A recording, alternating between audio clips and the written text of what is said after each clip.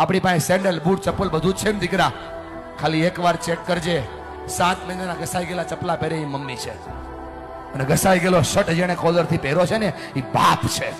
તમને ફરક પડે કે ના પડે, એમને ફરક પડે છે.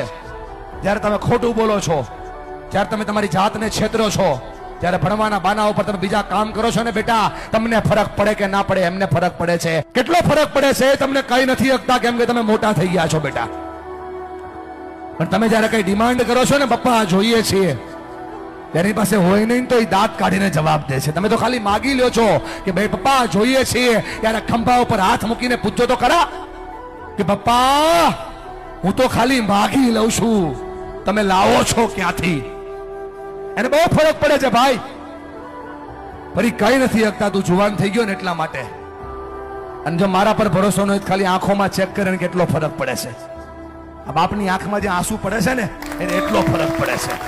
એટલા માટે ભણો કે તમે તમારા માતા પિતાના સપનાને પૂરા કરી શકો.